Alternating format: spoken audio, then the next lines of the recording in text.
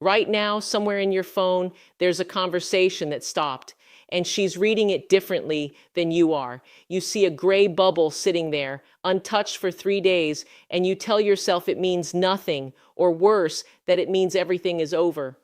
But that's not what's happening on her side of the screen. While you've gone quiet, she has not gone empty. Something is still moving in her mind, something active, something you were never taught to notice. Most men experience silence as an absence. She experiences it as information. That gap between what you assume and what's actually true is exactly where connections quietly die or quietly rebuild without either person saying a word. You keep missing this because nobody ever explained the difference to you. Not your father, not your friends, not the movies that taught you love speaks loudly. So today, we're going to look at what really happens when two people stop reaching for each other at the same time. By the end of this video, you'll understand exactly what determines whether that silence is quietly ending things or quietly bringing them back together, and you'll know which one you're standing inside of right now. Most men look at a stopped conversation and see nothing. She looks at the same stopped conversation and sees a question. That difference sounds small. It isn't. Think of a normal week. You were texting steadily. Then somewhere around Tuesday, it slowed, and by Thursday, it stopped completely. From where you sit, that looks like a closed file, a dead thread, something to either forget or feel bad about. There is no more information coming in, so your mind treats the situation as finished. This is a very male pattern of processing relationships. When the data stream stops, the story is assumed to be over. But here's what's actually happening on her end, and this is worth sitting with for a moment. When a woman goes quiet at the same time you do, she isn't necessarily done. She's often doing something closer to running a private experiment, one where the missing texts are not the absence of activity, but the activity itself. Psychologists sometimes call this passive information gathering, quietly observing what happens in the space where nothing is happening rather than needing to ask directly. In plain terms, she's watching what the silence reveals, both about you and about herself. Of course, this isn't universal. Some silences really are just endings, and we'll get into how to tell the difference shortly. But the mistake most men make is assuming that because there is no message, there is no meaning. That assumption is what causes so many good connections to be abandoned right at the exact moment they were quietly turning into something real. Here's a specific version of this you've probably lived through, even if you didn't notice it at the time. You had a conversation that felt warm, maybe even close. Then, without any real conflict, the replies got shorter and eventually stopped. You waited a day, then two, then you told yourself she lost interest and moved on with your evening, closing the door on it in your head. Meanwhile, on her side, that same pause might have been the very moment she was quietly deciding how much she actually missed hearing from you, a process that requires you to not be talking in order to work at all. This is the first thing to understand before anything else in this video will make sense. A stopped conversation is not automatically a closed one. It is, more often than people realize, an open question sitting quietly in the space between two phones. So then the obvious question becomes, what exactly is she doing in there? What is actually running through her mind while nothing appears to be happening on the surface? We'll get to that. But before that question can be answered, there's a reason you keep missing it in the first place, and it has nothing to do with her. You're not bad at reading her. You were never taught to read this particular signal at all. That distinction matters more than it sounds like it should. Most men are raised, socially and culturally, to treat communication as a straight line. Information comes in, you respond to it, and when the information stops, so does the interaction, Clean, closed, done. It's efficient, it's logical, and it's almost completely wrong when applied to how a lot of women process emotional closeness. Here's the piece that gets left out of nearly every conversation about this. Women are frequently socialized from a young age to gather emotional information indirectly rather than directly, observing reactions, testing responses, noticing what someone does in the absence of instruction, rather than simply asking outright. This isn't manipulation. It's closer to a learned communication style, one shaped by years of social conditioning around how emotional needs are supposed to be expressed. Silence inside that framework isn't a void, it's a tool. You were never handed the manual for that. Nobody sits a 15-year-old boy down and explains that the absence of a text can carry more weight than the text itself. So when it happens to you at 38 or 52, you interpret it through the only framework you were given. No message means no interest. Now you might be thinking, isn't this just overthinking on my part, reading meaning into something that's actually simple? And sometimes, yes, silence is exactly what it looks like. But here's the detail that separates true indifference from active evaluation, and we're going to unpack it fully in a moment. It comes down to what she does around the silence, not just the fact that it's happening. For now, the important thing to sit with is this: your blind spot here isn't a flaw in you. It's an untrained skill, not a missing one. Once you know where to look, you'll start noticing it almost immediately in situations you've already lived through. Once you understand why you've been blind to it, the next step is seeing that not all silence is the same kind. There are two silences that feel identical from your side of the phone, and only one of them is losing you anything. Let's separate them clearly, because confusing these two is where most of the damage happens. The first kind is withdrawal silence. This is genuine disengagement. She has emotionally stepped back, and the quiet reflects a real closing of interest. The second kind is evaluative silence, and this one is very different. It looks the same from the outside, but underneath it's active.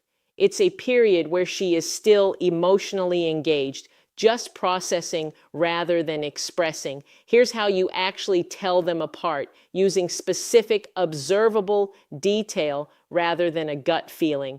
With withdrawal silence, her broader digital presence usually goes quiet too. She stops posting, stops actively engaging anywhere you'd normally see her, and the pullback feels total, not selective. With evaluative silence, you'll often notice something almost contradictory. She might still be visibly active elsewhere, posting, engaging with friends, clearly present online, while remaining quiet specifically with you.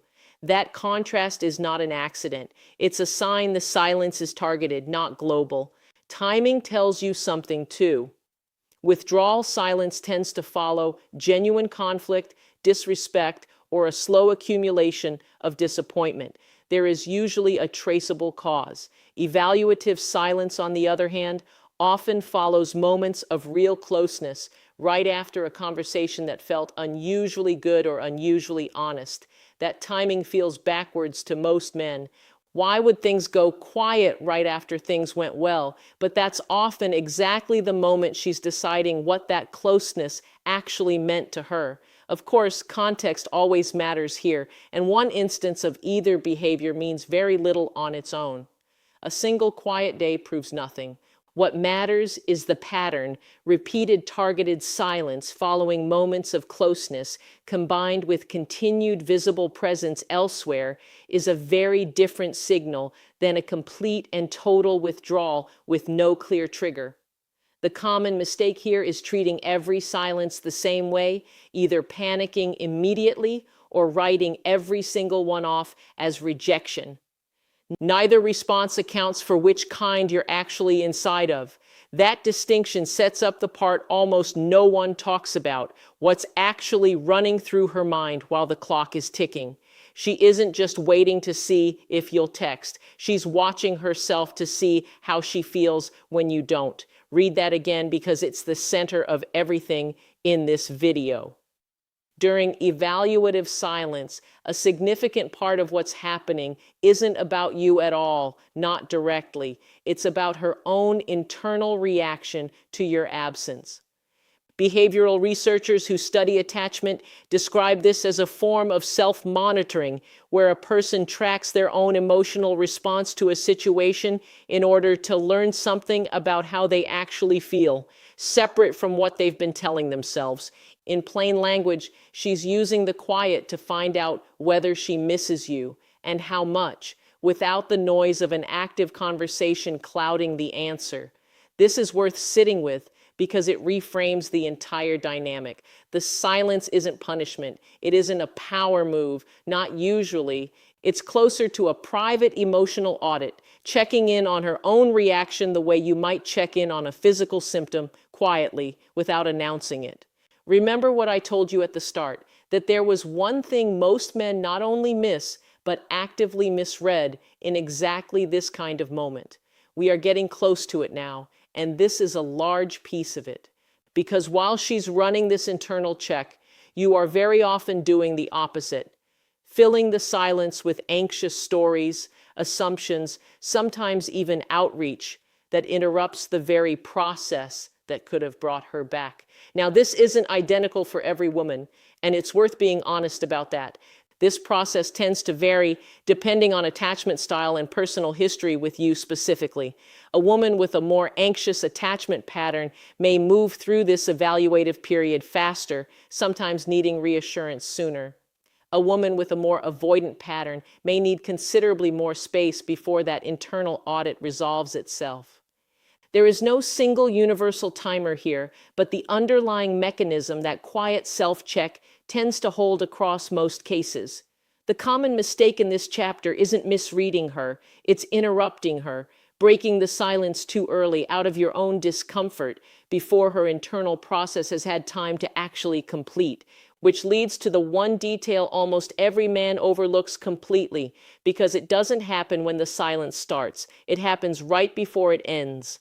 There's a moment right before she reaches back out, and it happens days before the message ever arrives. This is the piece we've been building toward this entire video.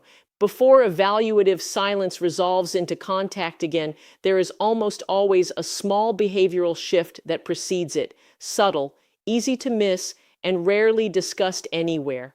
It usually shows up in the periphery of your interaction rather than the center of it. She might start engaging with something you posted days ago, something old, almost as if she's quietly reopening a door before walking through it. Or she'll appear in a mutual space, a group chat, a shared social circle, a place she knows you'll notice, without saying anything directly to you at all. This is not random.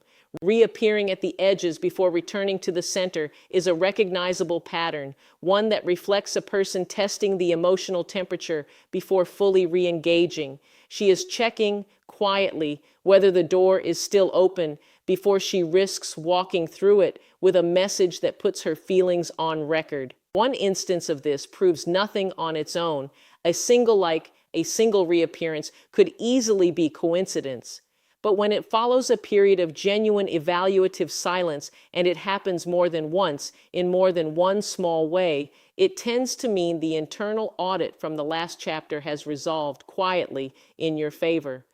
The mistake almost every man makes here is missing this entirely because he's still staring at the main conversation, waiting for a text that hasn't come yet, while the actual signal is happening somewhere just outside his line of sight. Once you see that moment for what it is, you'll never look at a stalled conversation the same way again. So here is the pattern brought together. Silence is not one thing. It can mean withdrawal, or it can mean evaluation. And those two states look identical from the outside while meaning something completely different underneath.